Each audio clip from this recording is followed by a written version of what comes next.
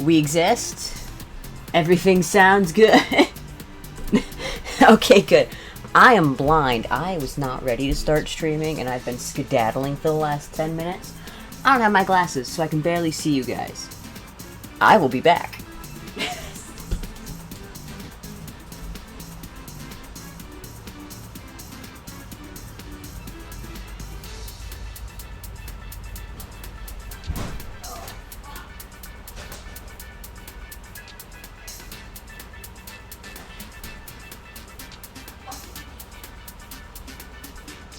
Well, I tripped and fell and died a little bit. Ow. Oh. I'm gonna have bruises later. I don't know if you guys heard that. I went to get my glasses from the bedroom and tripped and fell and died over the box fan that we got in there to try and cool it off a bit. What are my glasses doing? Upside, I didn't fall too hard, but I did hit pretty much everything on the way down, so I'm gonna have... Oh, I did scrape my arm a little bit. Damn. Did I scrape my ankle too? Should probably check. I'm alright. I've got some dents in me, but I'm alright. Hi! We're just getting started, because there were some technical difficulties and then some physical difficulties with me, myself, and I, so... Oh! No, Shay, no! Shay, come back! Alright. So, first off, the office is a mess. Complete mess. Everything's everywhere. That's alright, because it's my own little pile of chaos, so I kinda know what's going on. There's been so much going on this week. First off, stripes. We've made some progress. Second off, we had a big storm on Tuesday, which did actually try to funnel in our backyard. Managed not to do anything, but it's caused some damage elsewhere in the state, so it's everywhere. Chaos is chaos. It's fine, though. Everyone survived, as far as I know, at least. If you're dead, let me know. Also, it's just been busy. Like, there's been so much going on between the dogs existing. Like, I spent 2 hours this morning just brushing Baby Man's out and doing his ears. Yeah, doing all your stuff. And running around doing errands, appointments, stuff like that. It's been chaos this week. Hi, hello. Baby Man's is very bored. He really, really wants to go do things. And I know today was supposed to be a gaming day. I might actually come back for a stream this afternoon, depending on how the vibes are. Can you go lay down, please? Yeah. Oh, good boy. It got pretty stormy over here. It seemed to have missed you, Luna. Apparently, supposedly it caused some water spouts right off the lake here. But other than that, other than all of the chaos of everything that is everything, and me skedaddling to get ready for stream, because I was not prepared, despite the fact that I know it happens at 2 p.m. every Thursday. But since we haven't been able to stream all week because of the heat and the weather and yada yada, and because I forgot on Monday, but that's besides the point. We're doing a crafting stream today instead of a gaming stream. So, pieces everywhere. The office is chaos because not only am I trying to do this commission, I'm also trying to get ready for a con that's not even supposed to be until November. So, you know, as well as getting stuff set up for a future project that is not going to happen until after that con. So that's taking a lot of planning on my end, like a lot. But we have made significant progress since the last time we started the suit. I would put it on the dummy to show you guys, but one, that's a pain in the ass because it's a dummy. It's like a toddler that really doesn't want to take a nap. It's just going to fight me every step of the way. And two, there's currently a sewing needle trying to stab me in the boobs. So we're just going to finish sewing up this stripe here. And after that, we've got more stripes, because that's pretty much what this is. The con that I'm talking about is YumaCon. That is October 30th through November 2nd, I think. That weekend, the weekend right at the end of October and the beginning of November. I'm not exactly sure what the dates are. But I'm supposed to be vending there. They accepted my application, and I paid a lot of money to be there. A lot of money. It was ridiculously expensive for a vending space there. But I said, what the heck, why not? Because I haven't vended at a con in a while. So, we're vending at Yuma. I am doing furry stuff, because that's what I applied with. I've got 4 different pre-mades. I've got paw pillow, I've got coloring books. If it's furry, I've got it, you name it. I'm trying to figure out some new items to bring with me. I'm not really sure what exactly, though. Like, because it really depends on how much time I have. Because it's not just this commission I have. There's 2 more commissions after this one before my commission queue is up. Yes, Luna, there will probably be something pink because for some reason I still had a god-awful amount of baby pink. And I'm pretty sure baby pink wasn't even your fault. But yes, there will be pink. Odds are I'm going to have to make more tails because I only have nub tails. I have no large tails whatsoever. I want to try to do bandanas, but I think that's going to fall by the wayside for this con at least. Eventually I'll have bandanas. If not for this con, then for a future con. And I want to do some embroidered tags. Because, you know, I like doing embroidery stuff, and I don't get to do it a lot. And I have some ideas. In fact, there's one somewhere. I don't know where. I think it's in the kitchen for some reason. I can show you. I can show you guys. Hold on. Because I've been all over the place, man.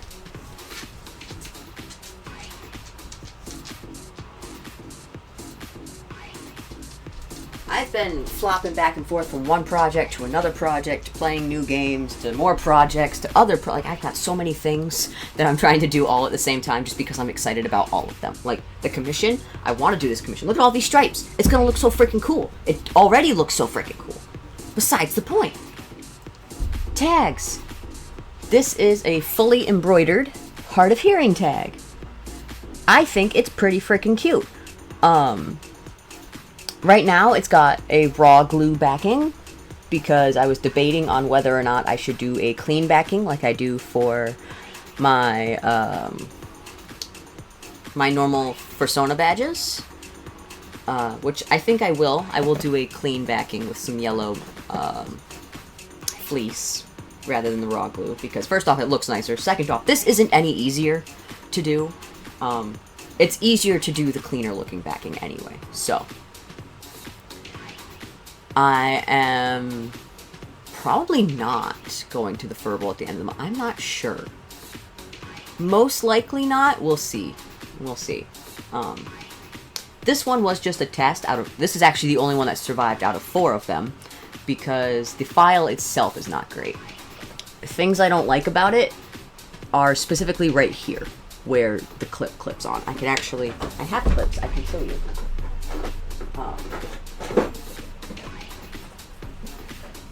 It's made to fit, you know, your standard lanyard clip, however you want to clip it.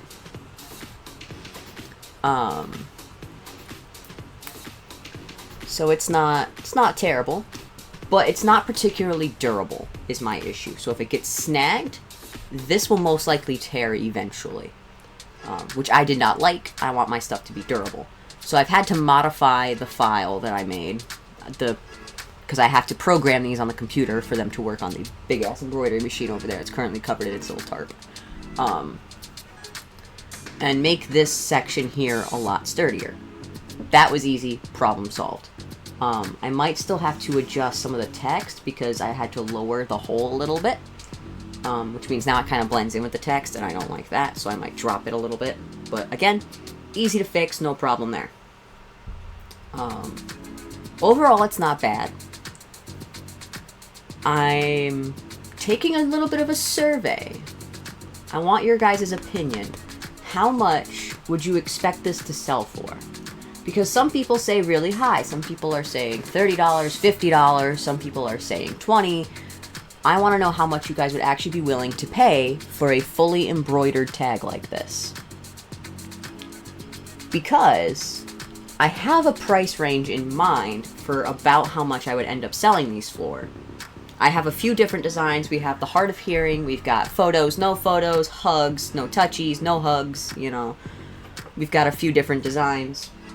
And eventually I hope to expand it to be like fandom designs, something a little bit more complicated than this, with multiple colors and stuff.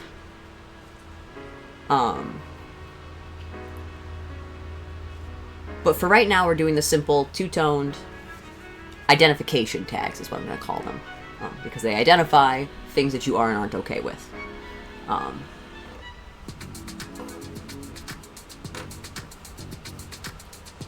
Alright, gotcha. So it really sounds like, because here's the thing, right? It's like I got a price for the amount of time it takes to make them, the amount of time, the amount of materials it does, whatnot. It took me 6 hours-ish, more like 5 hours, to make 4 of these, and 3 of them failed. Granted, this was the test. Of course, they were going to fail anyway. That was kind of my own fault. Now that the files are fixed, none of them should fail unless something happens while stitching, which very rarely is an issue, but sometimes it happens. For example, one failed because I ripped it through. Another one failed because I accidentally cut the edge because I did not use tearaway like I thought I had, so I had to actually trim the excess. And then another one I set on fire. So, you know, stuff happens. In the future ones, I shouldn't have to set them on fire or cut them. So it should literally just be tear away, done, easy. And then again, we're not talking about it. You don't want to know how I set it on fire. What's important is I didn't burn the house down. And it was only on fire a lot of it. That's all you need to know. So I will be honest, and I will tell you guys, I was planning on selling these for about $25 to $30 a piece. Because most of it is done by the embroidery machine. I do have to kind of babysit it a little, but I can still do stuff in the background while the embroidery machine is running. The biggest things are I do have to change the thread, and I do have to do all of the backing, which will cost me a little bit more to put a little bit of fleece on the back, but I only have an entire frickin' tote of fleece, so it's okay. The other big thing is that I can only make so many of these for the con, because the yellow, I made 4 of these, and it used almost an entire spool. 1,000 meters. It's a 1,000-yard spool. It used almost the entire thing. It took, because I think the total is like 85,000 stitches for all 4 of them, which isn't bad for 4 3x4-inch tags. You know, like, this is a decent size. But that is a lot of thread. And I only have 2 of each color, 2 spools of each color, with the exception of black and white, which I have 4 total, because I bought 2 packs. It's a whole thing. We agree with that price? Okay. Because that's the thing, it's like, I like these, I think they're cool. I just didn't want to make something and then try to sell it for what I think is fairly low end for the item. Like, because technically 25 would be the absolute lowest I could go, and that's assuming it works all of the time, which it's not going to. There's going to be fails, there's going to be mess-ups, and there's going to be times where it costs me more in materials. So it's more likely I'm going to sell it for about 30 bucks.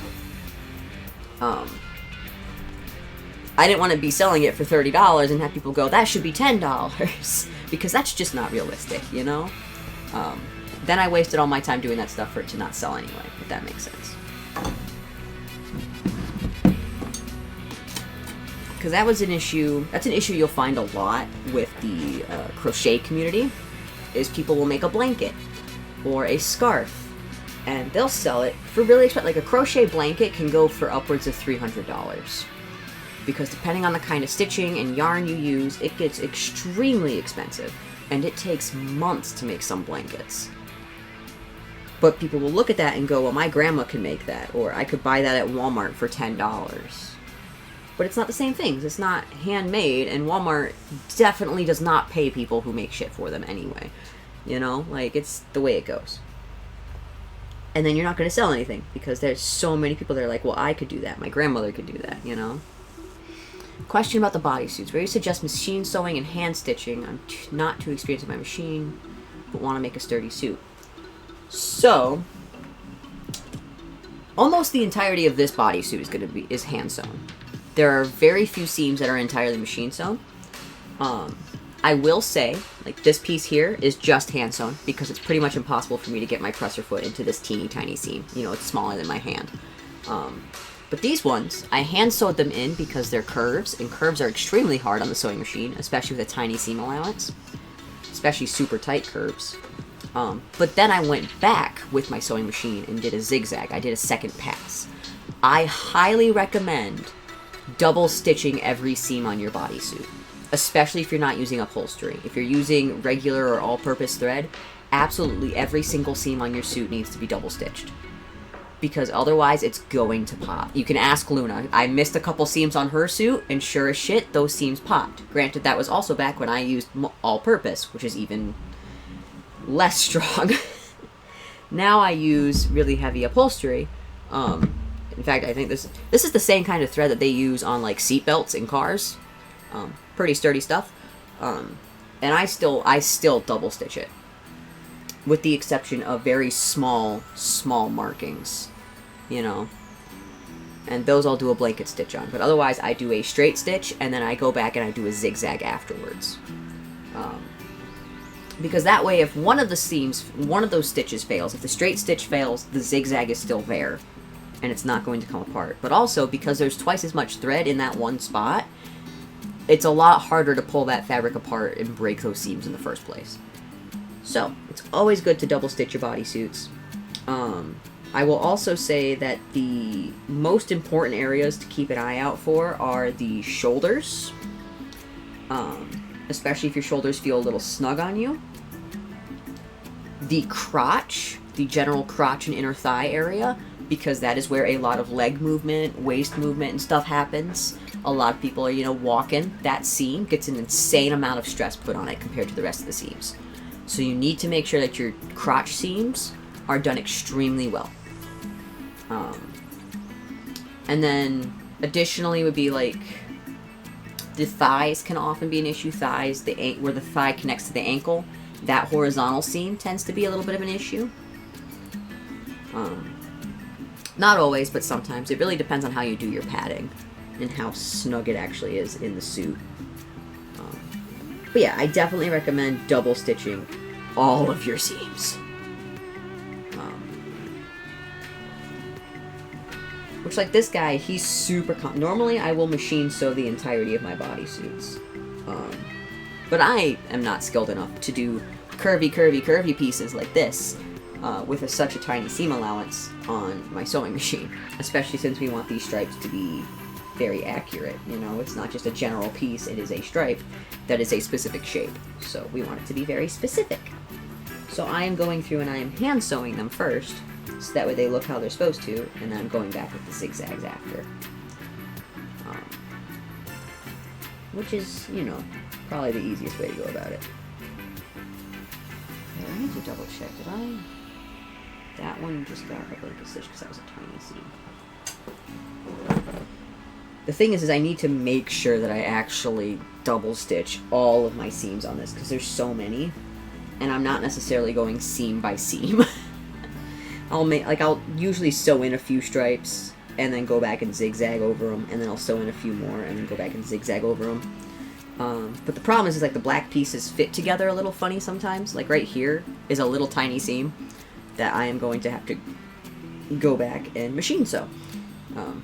And I need to make sure I don't miss it when I do that. But it should be easy enough because it's not blanket stitched. Which is kind of how I'm identifying them.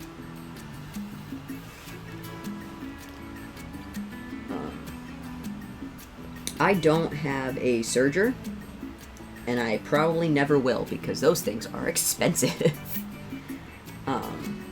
So my solution for now is really to just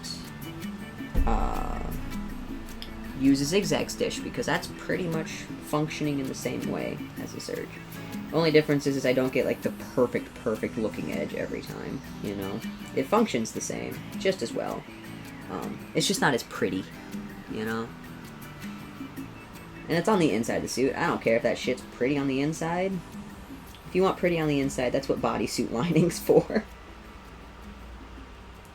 That, and if you just really don't like the texture of fur fabric, but I personally don't mind it. I'm wearing clothes under most of it anyway, you know.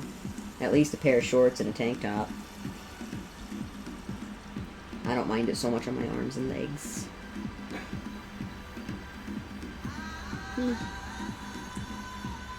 Music.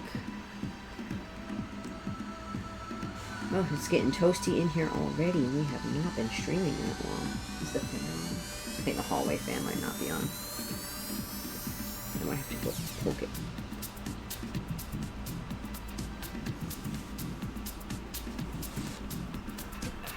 Because this is the biggest issue. Is like, honestly, sitting in the office, not bad. Sitting in the office with several yards of fur fabric on your lap, it gets sweaty real quick. Like, I'm not wearing it, it's just sitting on my lap, and it's making me hot. Fur be toasty like that. That's just the way it be.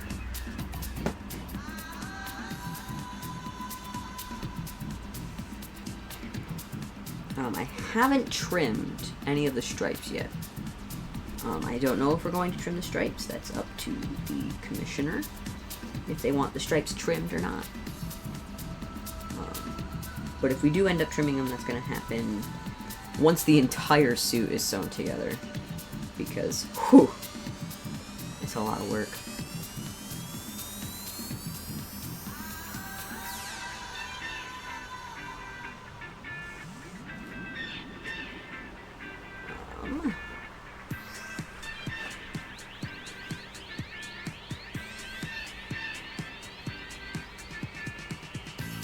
I need to double check something. Because my brain is doing a thing to me. And it's making me think I'm crazy. Which I might be.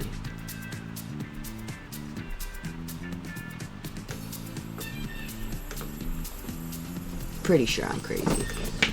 I do need to update that checklist though, because that's not right. Let me just...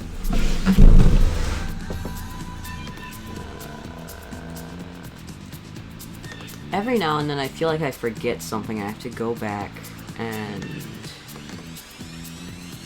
look at emails. Just in case. Okay. Are you good, Bingle? Oh, you got cords all over in your spot. I'm sorry. She's laying at me looking all sad because she's got computer cords draped all over her forehead. Yeah. Are the computer cords in your chair? Are they, Bingle?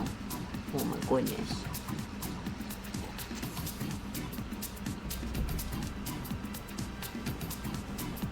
Yeah.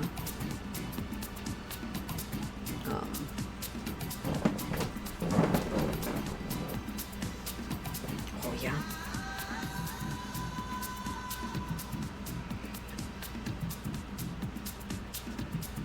But yeah, it's been chaos over here lately. Everything, everywhere, all the time. And odds are I will be a little inconsistent with streams for the next couple weeks. Just because of things I have to go and do. I have several appointments I have to go to. And I have an interview one of these days. So that will be interesting.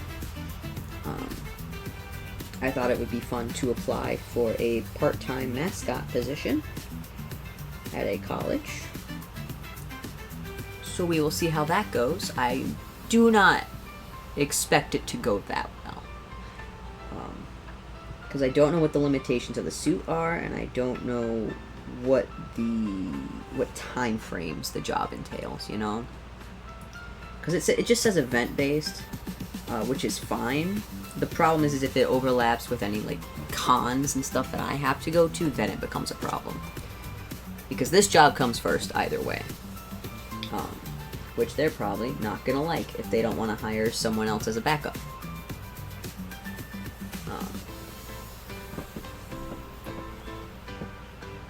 Plus, I might be too short. Like, it didn't say anything in the listing about, like, height requirements or anything like that, but I'm a very small person. So, I might not actually fit into the costume that they have, because they have a very... It's definitely not fursuit quality, you know, it's one size fits most from some random company for a mascot suit, you know. So, like, odds are technically it will fit me, but it'll probably not look right, if that makes sense. But we'll see. We'll see what they say. It might fit smaller than I think it does. Who knows?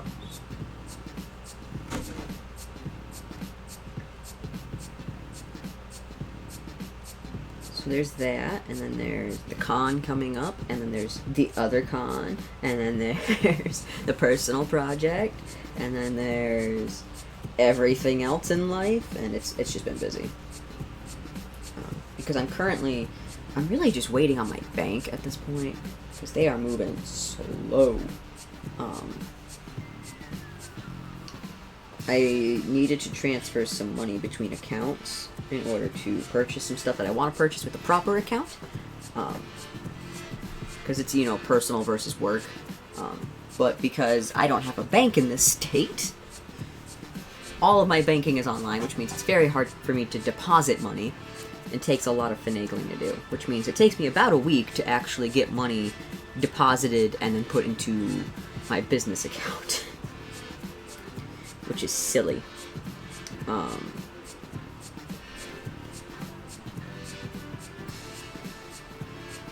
Brain hole.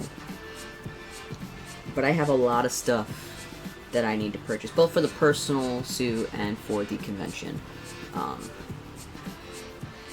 Because I am planning on spray painting a lot of my setup to actually match my business colors. Because before it was all just black, which is fine, you know, black's a nice color. It's pretty neutral. But my business is maroon, white, and gold. Or like a burgundy, I guess. I don't know what color it is. It's a reddish color. It's very, like a deep... It's the red that's on screen, you know? I call it maroon. I feel like that's maroon. Anyway. Maroon, white, and gold. And maroon is a very hard color to get a hold of. White gets dirty easily, and gold can look gaudy if you use too much of it. So... yeah, kind of... We're trying to spray paint everything the maroon color as a background color. And we're changing up our signage, because before the signage I used at cons was kind of just some words printed on paper and then cheaply laminated, and it did not look good. Well, it's kind of hard to get gold to look gold on screen, but yeah, it's like a golden yellow. Call it goldenrod if you wanted to.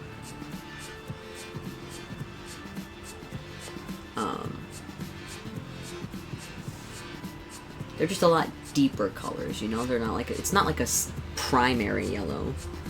It's a warmer yellow. A golden yellow.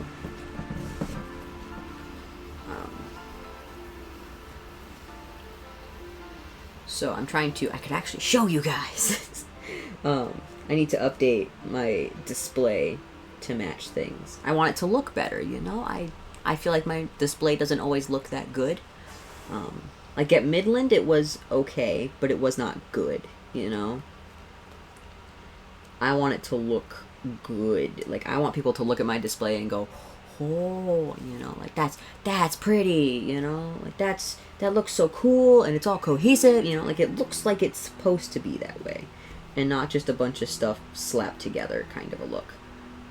Which, unfortunately, I feel like is most of my stuff. Despite my efforts. I feel like a lot of my displays really are just kind of a slapped together look. Which is not a good look. Alright, I'm gonna blanket stitch these corners just because I don't know how far I'm going to be able to actually get that zigzag to go.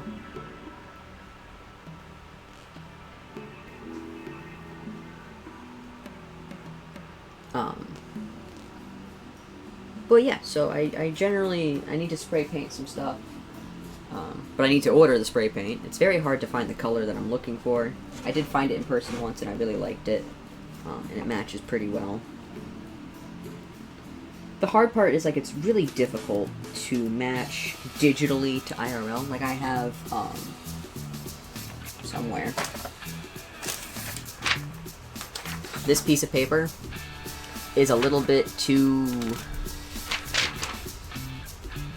light. The design on this is a little bit too light. But I also wasn't intending to print on this paper. I was trying to print on cardstock, and this is regular printer paper, which does make a little bit of a difference, oddly enough. Because it turned out really well on the cardstock. Because I was doing a thing. I was making a background for my cubes. It'll make sense when I actually, you know, vend and have photos and stuff for everybody to see. But we are also doing signage that's similar to what I do on here, because I really like how a lot of my stream screens turned out. I think they turned out really, really cute.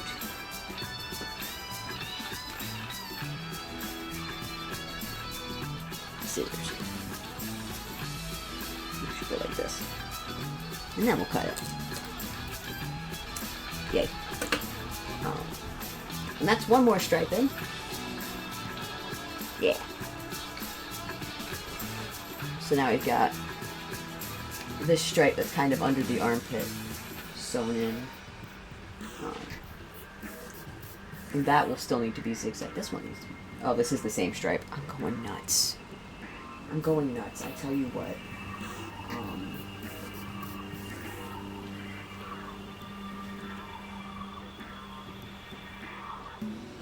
I think the pieces I'm looking for are actually out in the living room. I shall be right back yet again, because I'm not prepared today.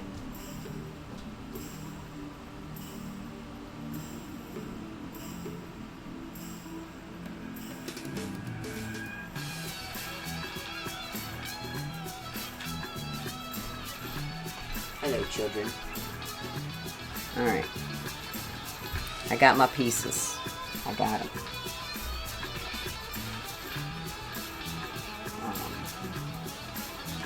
Except I'm not really sure that this is where they go. Because this is stripe 11. Where's 12? Oh, that is 12. Okay, 12. Which would make this 13. Okay. Just gotta double check. What is this?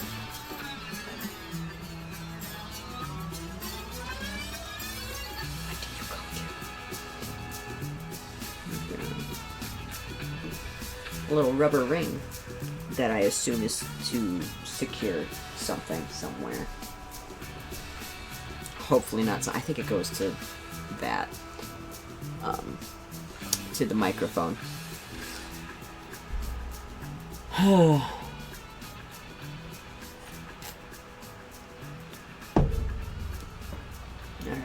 Today is a rough day. Whew. This going. I might actually,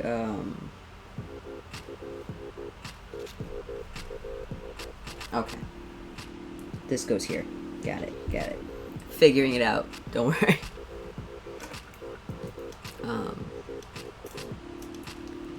I might actually switch over midstream here. I'm debating it, because it's getting very hot in this office.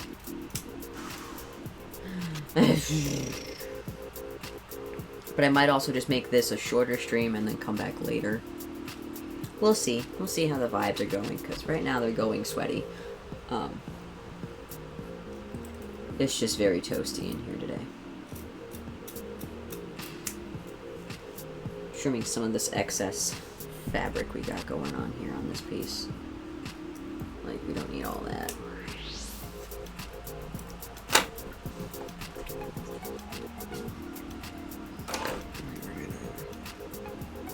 You good, Bingle? Jeez, babe. She's over here huffing and puffing like she ran the mile. And all she's doing is adjusting herself in the chair a little bit. A little teeny tiny wee bitty bit. There we go. But yeah, like you see what I'm saying about like funky pieces?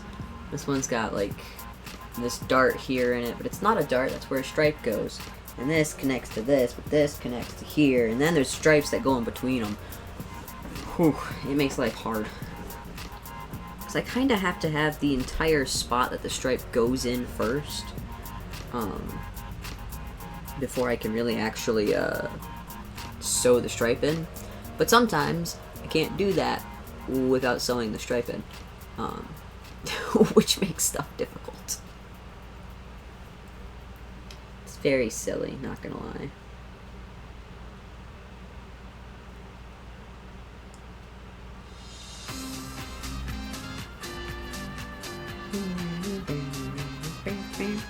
I've heard this song like 4 times already today trying to set up stream.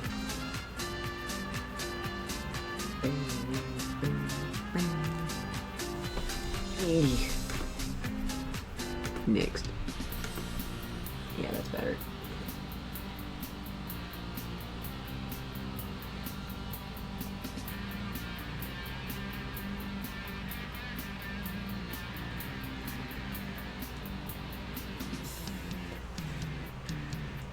This is actually a really small seam, so I might be able to double stitch it by hand.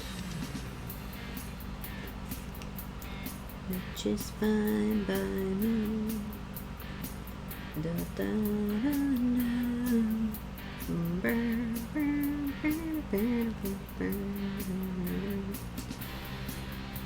Sewing backwards is hard. I do not feel like turning this entire thing to sew right to left versus left to right. That is a good question. What direction do you guys sew in? Because I always sew right to left for me. But I'm also right-handed. So I don't know if that's common practice for everybody, or... And this is really like specific to hand sewing, obviously, because machine sewing you're kind of just going forward. There isn't really a right or a left.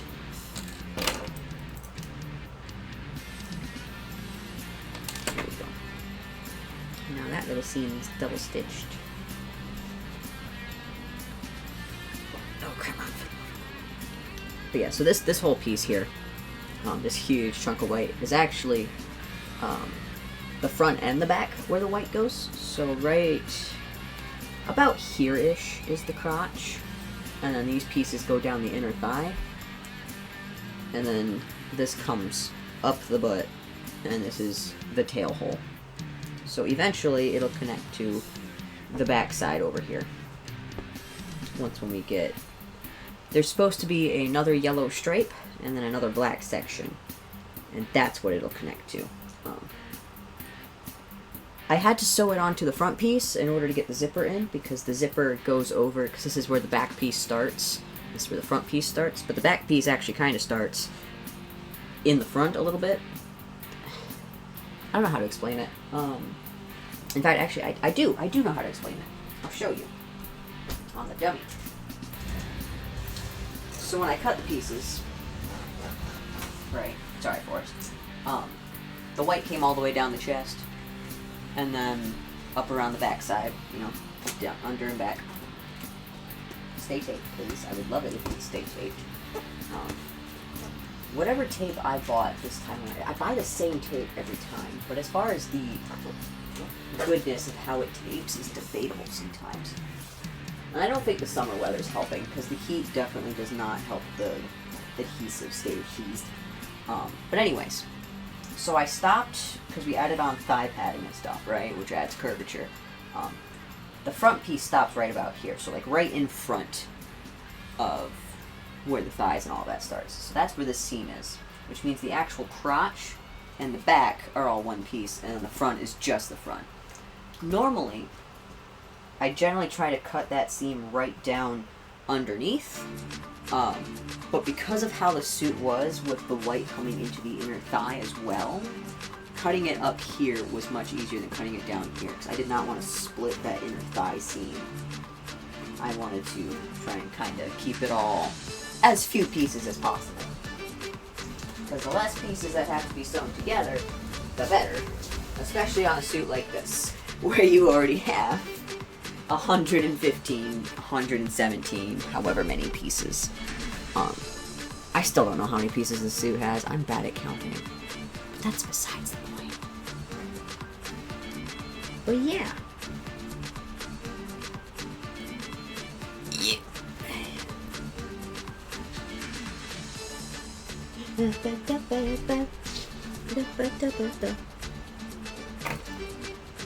What is today? Today is Thursday.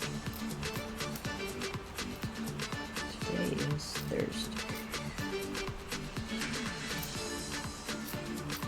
I don't know if I have anything going on tonight. Aside from, you know, eating. But I might come back for a short stream to game later. Just that we still have our Thursday gaming stream versus not, you know. Because I hate to miss out on multiple streams in 1 week. But sometimes it can't be helped, you know. 'Tis the way it goes.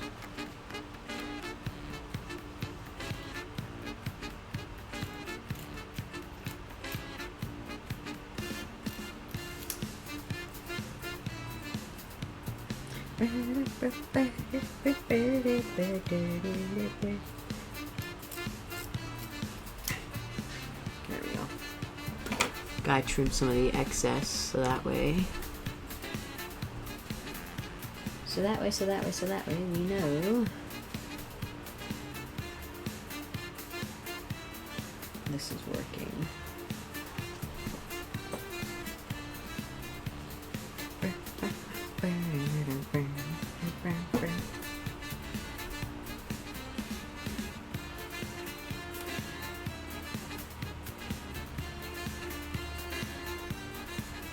Are you eepy bingle? I'm taking a good nap. I could use a nap. Bingus is old. She's always ready for a nap. Say, but you need a brushing. Yes, you do. She's looking at me like, what do you mean? She likes being brushed, though. So long as it's not with a slicker brush, huh? Go outside and brush you. Calm down. You guys saw that too, didn't you? Just whips his little head up. Not right this minute. In a little bit. We can hang out in the front yard. And Bingus can get brushed and you guys can run around. Yeah. He got a little too excited about it. Just a little bit too excited.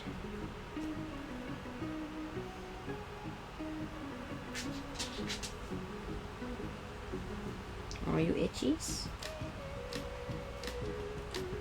He itches. I know. Well, he really likes going outside and running around and playing, going for a walk.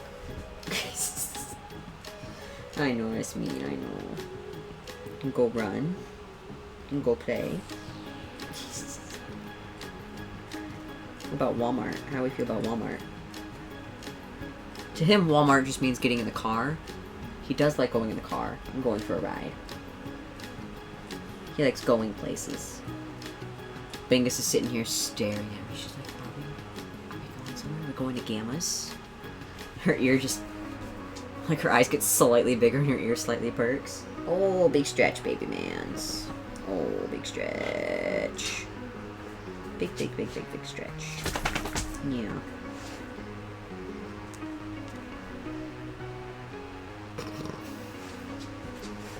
What? No.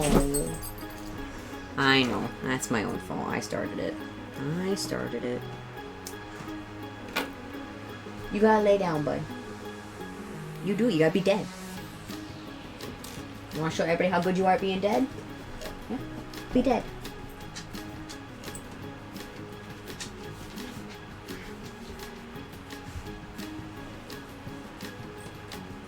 Well, that wasn't a dead, but you at least laid down, so... What are you doing, Bingus? Well, if you're hot, don't be in the chair, babe.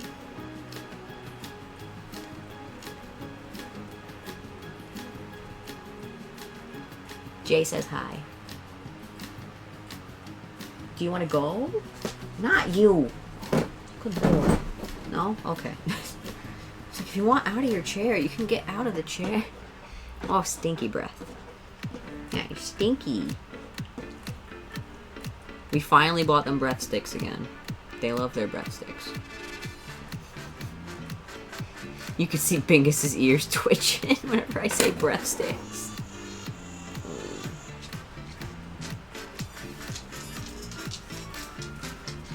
It's alright. We'll go run around outside after we're done streaming. And by run around, I mean I'm gonna sit outside and brush Bingus, and Forrest is gonna have zoomies. Because it's way too hot to do anything else.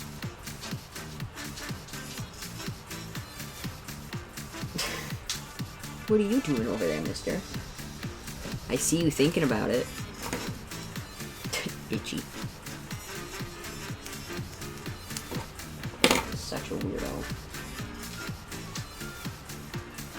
Don't lick her tongue. Forrest!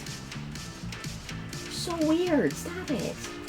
Why are you so... Oh! Big stretch! Oh, big stretch. Did you get all your stretchings in? Is that all your stretching?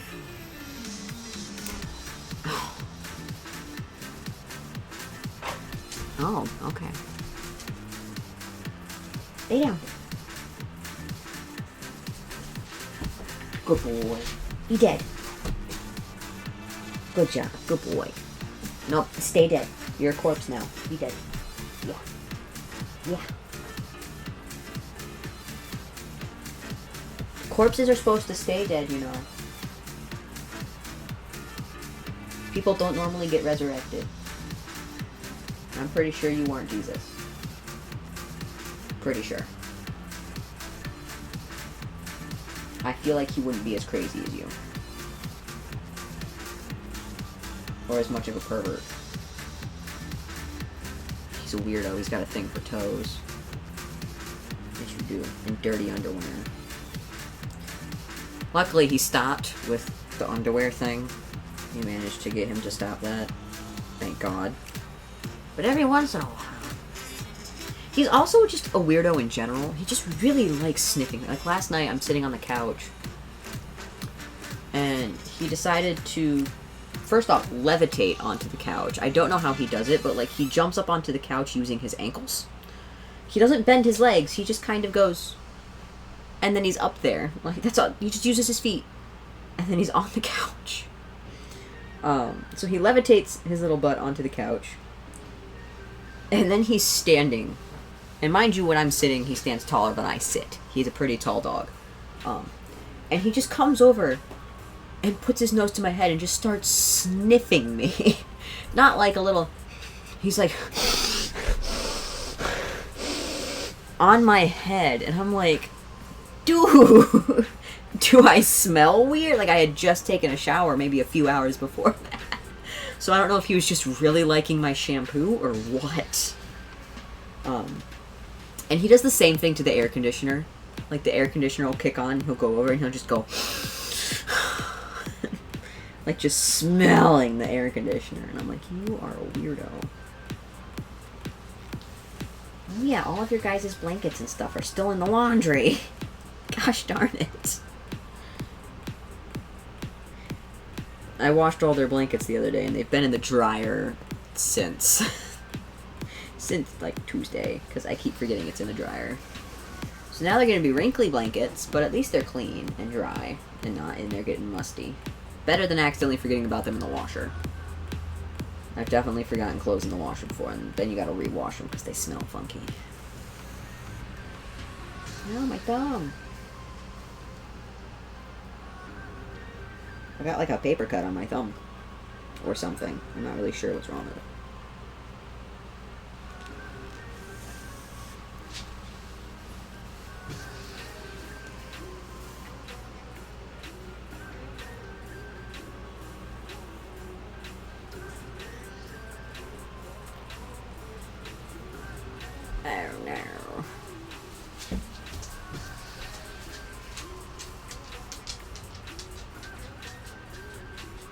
What in the world?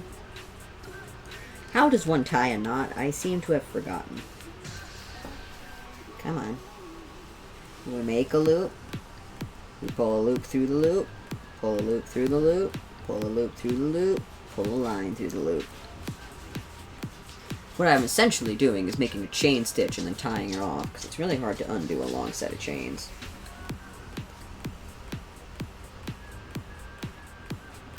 I'm crocheting with thread. And then just to double make sure, I like to weave through a little bit of extra end.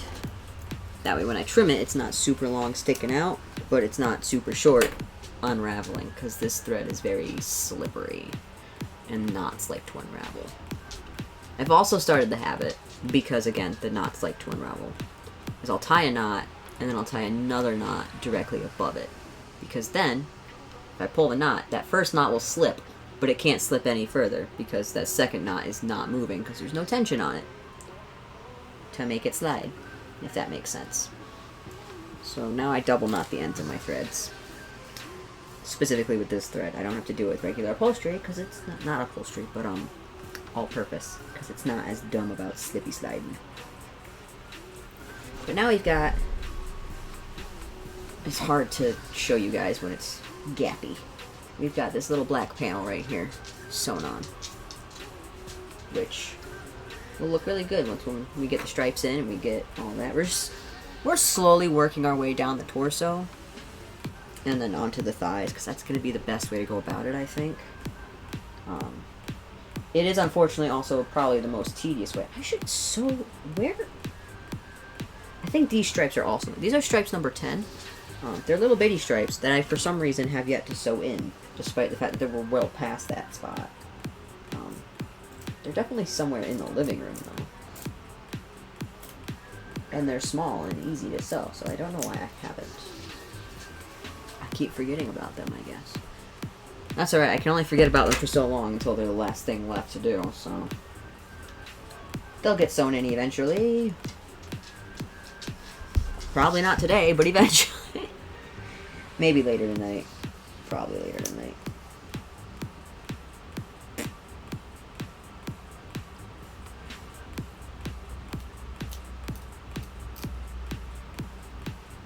Don't need the super bazillion amounts of seam allowance. There we go.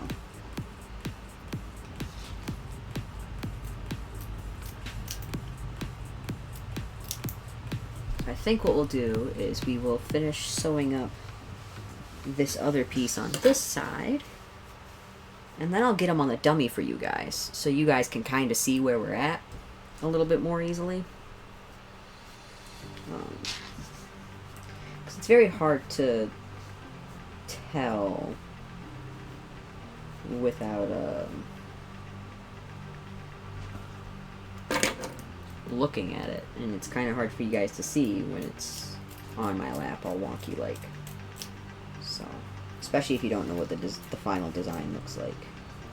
But I didn't want to put the reference sheet up here since it's not my reference sheet, and the last thing we want is someone else's character getting stolen because I was a silly Billy who put a reference sheet on the internet. No stolen art here. Never want that. Otherwise, I would totally have a teeny tiny version in the corner there. Not that I think it would help much, because it would be teeny tiny anyway.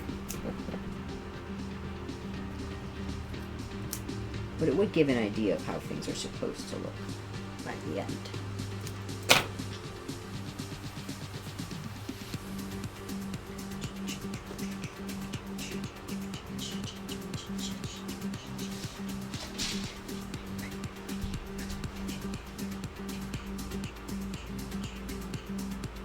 Upside, we are about halfway through the bodysuit. And if I actually, you know, keep on track, we might have this suit done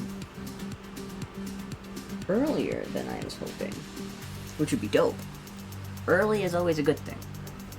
Unless it's for, like, you know, a payment plan, then it's not quite so good.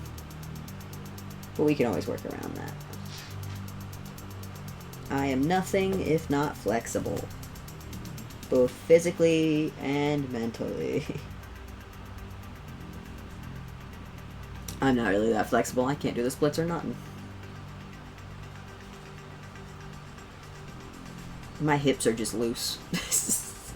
Loose hips, loose shoulder. I woke up like 3 or 4 times last night. Just because my shoulder kept sliding out of place. Which probably says something about me and how I should probably build up more muscle, but... meh. Meh. I really should, though. I should get more fit. I should go for a run or something. And go rollerblading again. I haven't been rollerblading in forever. The issue is, like, so Bingus and I used to go for runs, right? We used to go, joring is what it's called. She had a harness, specifically a pulling harness for, like, sled dogs and stuff. Not a super fancy one. It wasn't a cross-backed harness. It was just an H harness. But it was designed for pulling. So it had the extra padding and stuff, and it was loose around the shoulders and stuff so they could run and be comfy. She herself is not necessarily designed for pulling, though, even though she's a big dog with a lot of muscle on her. She was already fairly old when we started, so I didn't want her pulling something heavy, so I put myself on rollerblades. And we used to live in a neighborhood that had very nice paved roads and stuff like that, and sidewalks so we wouldn't get hit by cars. And we would go for a run. We'd go probably about 2 miles at most, a mile. It depends on the day. Like, if it was really nice out, kind of chilly, so we're not dying after running a mile, we'd go all the way down towards the main road and stop by the restaurant I worked at to say hi to some coworkers, and then turn around, go back home.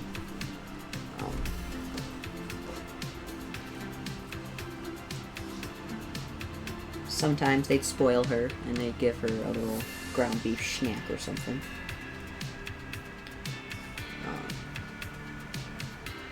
Usually wouldn't let her have people food, though, because it's not healthy.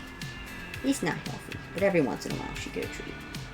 She just liked being able to see the people she knew anyway. Because she is my retired service dog, so she used to go to work with me. Now granted, like I said, this is a restaurant, so there were health codes, which means that she could not be in the kitchen, of course, or down in the waitressing areas or anything like that. So she stayed away from all the food by the office, where she couldn't contaminate anything. And she's bathed regularly and all that good stuff. What you doing over there, bud? There's no snacks for you there. There isn't.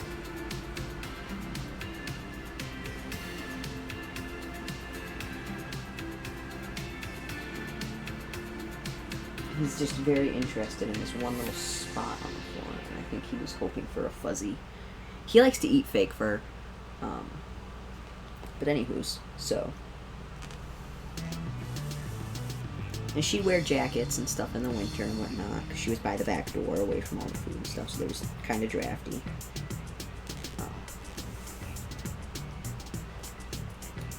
So she was pretty familiar with all my coworkers, and she liked to see them, so. We go, she'd get to say hi and whatnot, and then we'd go running back, and she loves running. She used to love going for a run. I would like to teach Forrest to go for runs. I think he would like it. Problem is he's, first off, right now he's little. He's still a baby. He's only a little over a year. So he doesn't have all of the muscle definition stuff that we look for in a dog that's going to do pulling or mobility. He's speedy, but he's not necessarily fully. The thing with poodles is, like, their hips and stuff like that aren't fully developed until they're around 2. So we want to make sure that he's all good in the hips first, and that it's safe for us to actually do that with him. Even if he's not pulling a lot, that is still pressure on, like, the shoulders and the hips. And a lot of full running on pavement is hard on the joints, so. but I use rollerblades, so I kind of have to on pavement. Another thing is he doesn't know his directions yet, and he's not very good at leave it. He's pretty good when it comes to food, not when it comes to other dogs and people. And the big thing is I cannot stop very well on rollerblades. So if I'm rollerblading, he decides he wants to go chase after something or say hi to somebody, I will not be able to stop him.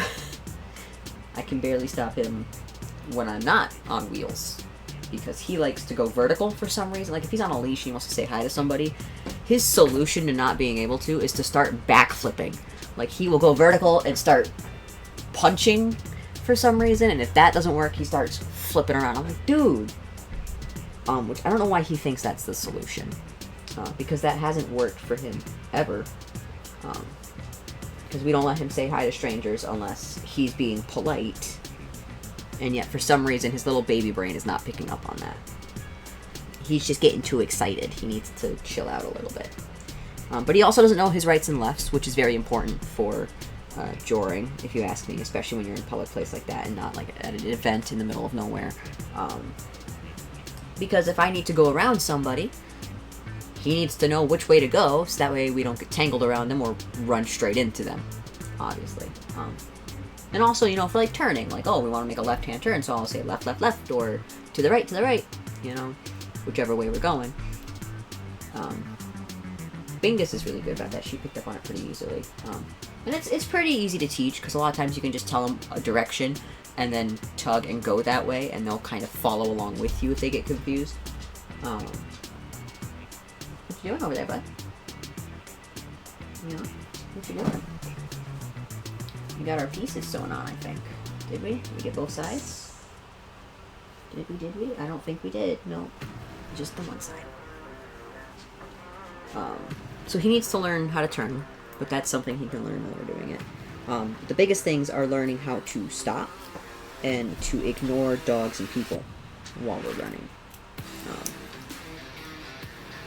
Because like I said, ignoring dogs and people is a safety thing. Not everybody wants to say hi, and it's very easy to get tangled around people otherwise. And stopping, if we come up to a roadway and we would like to not get hit by cars, he needs to learn how to stop. Which he doesn't necessarily know how to do yet because he hasn't been taught. So, and I'm not good at braking on my rollerblades. I can stay vertical, I can go. Stopping is a whole other issue for me. I do not have the coordination to bend out one leg to use the brakes on rollerblades. Working on it. Still not good though. And then of course on top of all of this, Forrest has to get used to being around rollerblades because it's kind of scary, you know? They make a scary noise. But that's not something he'll do until he's older because, again, his hips. You want to make sure his hips are good, yeah. Good little hippie hips. Good little hippie hips. Yeah.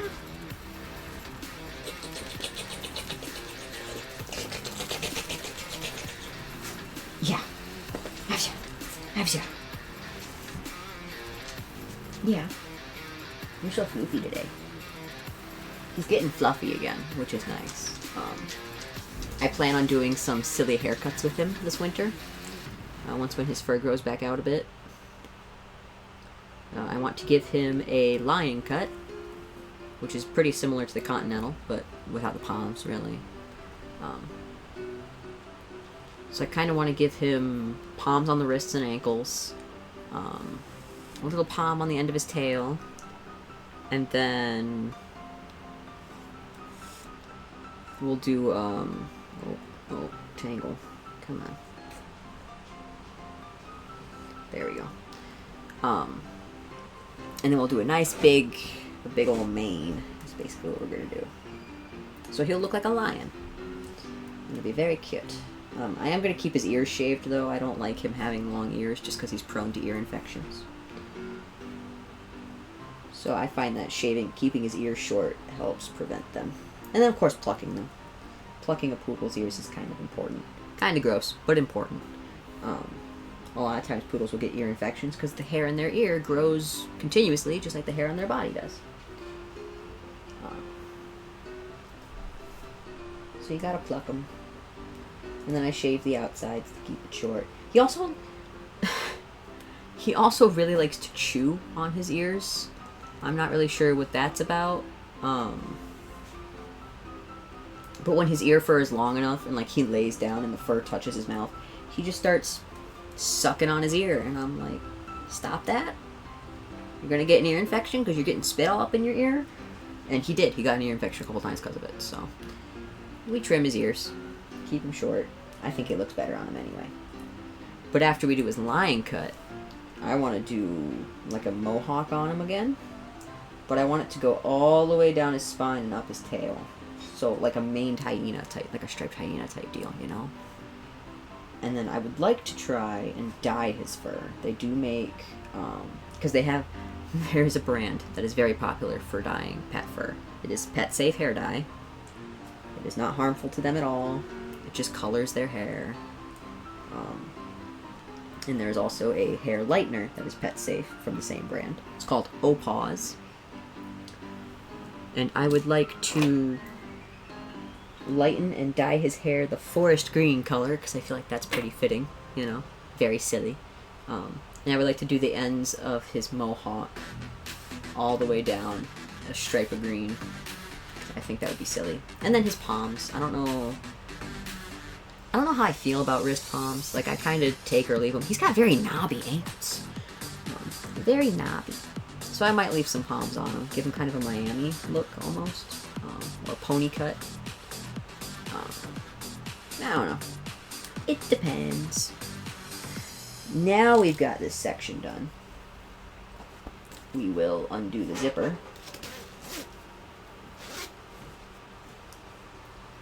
Flip them right side out.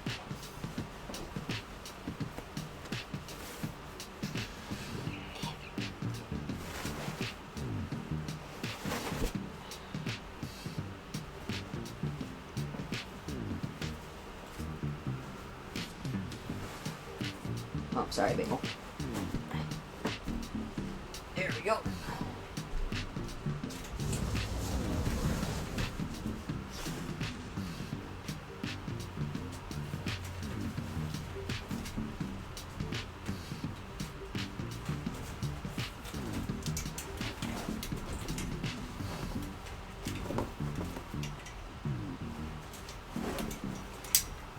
Get up there.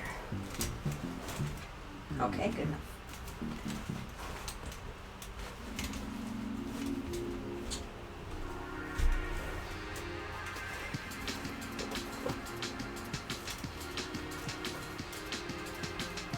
Helps if the front's not all kinds of twisted.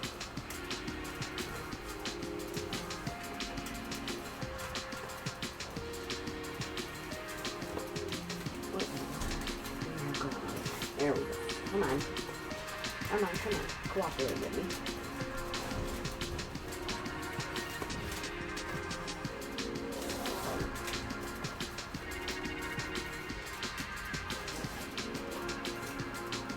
It's always good to put your dummy onto the... Put your suit onto the dummy periodically anyway. Just because then you can check the fit. Like right now, he's fitting pretty good. For me, for my fursuit dummy, for my fursuits, my biggest concerns are the shoulders, which I tend to make a little bit roomier, right under here, because the last thing I want is to have like a tight shoulder armpit area. You know, I don't want it squeezing me here. I find that uncomfortable personally. So I usually have a little extra flap of fabric right here, just because then it's more comfy. I tend to make the shoulders a little bit longer, because again, you don't want it to feel like it's pulling up on your suit super snug vertically either. So then we got this, and wrapped around like so. And then of course the arms. You want the arms to be fitting, but not super snug, especially around the wrists, because we want it to overlap the hand paws. So these should be big enough to fit over top of hand paws. Granted, might take a little effort, because overlapping your suits with your paws is always annoying. That's just the way it goes. Then right here on the waist, we want the waistline to fit and not be super loose. And then we'll have our thighs and our ankles, and that's actually the area of least concern, Because if the thigh comes out a little snug, there's a pillow there, an adjustable pillow. So if you got thicker thighs than what your dummy says, you just put less padding in the pillow. Problem solved. But then right here, this seam. The seam that lines up with the bottom of the thigh padding goes and the top of the ankle padding goes can be a little tight. So it's very important that we do that seam correctly. And make sure that there's a little extra room there. So that way when you go like this, you don't feel it pinching on your knee cracks and stuff. But yeah, so this is where we're at right now. He's a little scrunkly because he needs a brushing. But that always happens when you're moving a suit around a lot and not brushing it and you're just busy sewing. Now we can actually see what I'm talking about, where like the zipper actually goes. This will get brushed out because it's kind of, you can still see the zipper a little bit. Here, get you guys some lighting so you can actually see. But this will get brushed out real good, and then his zipper seam won't be so noticeable. And this is the inner thigh that I was telling you about earlier, this piece here. But the crotch seam actually is right here, right along this line. Is where the front end and the back starts. And then we switch around to the back piece. And again, he's a little scrunkly because he needs the brushing. But easy fix.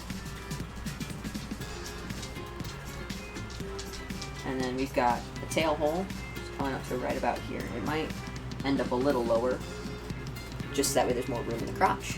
Depends on how the next two pieces sew up here, because there is a yellow bubbly stripe that goes right here underneath this black piece, and then a black piece that has two little stripes on each side of the white that goes right here as well. And that should turn out nicely, hopefully. I can actually show you guys the pieces I'm talking about, if I can manage to find them in the pile of pieces. This should not be hiding over here.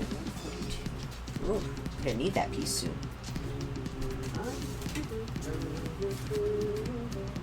Nope, that's not it. So many stripes and none of them are the ones I'm looking for. There they are. Yeah, so this piece is, this is like the middle line right here, where this is. And this piece will go swoop, right here. You know, what piece is this? 15? Is this stripe 15? Yeah. And this piece will go here and wrap around onto the front. There's actually, that actually answers a lot of questions for me. Okay. And it'll wrap around the front and actually go into, so it'll come down. There's another bit of black that goes down here, I believe. It'll come down like right about here onto the white. And then I saw the black pieces earlier. Yeah, here we go. This is one of the black pieces. This is the part that touches the white. And you can see there is a little section here for a small stripe that'll get sewn in. And then this will come up. Shoop, shoop, shoop. Like so. Right along this piece. And then that yellow piece will go in there. And it's a lot of work. But we're making progress. We're almost most of the way through the torso. I'll probably get a few more stripes sewn on tonight, and then probably by the next time we stream crafting, we'll see. Hi, baby Mance. Hello. Yes, hi. Hello. Hi. Oh, your big baby. Oh, your big baby. Do you want uppies? Is that what you want? You want uppies? Yeah? Okay, okay. I got your butt. There you go. He's like, do you got my butt? You cooperate. There you go. There you go, buddy.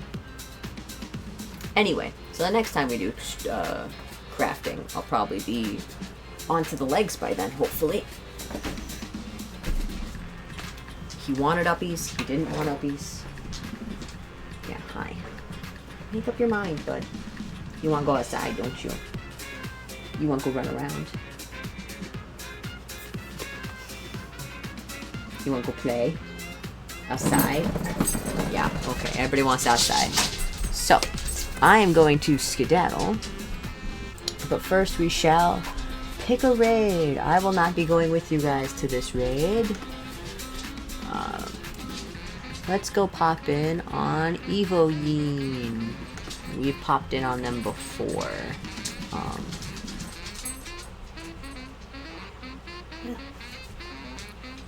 Ooh, looks like they're working on a bear. This stream is in Spanish, but you know. Shush, Forest, I'm coming. We shall skedaddle over there and say hi once again. And I will maybe see you guys later tonight. Again, that depends. So, bye, I guess.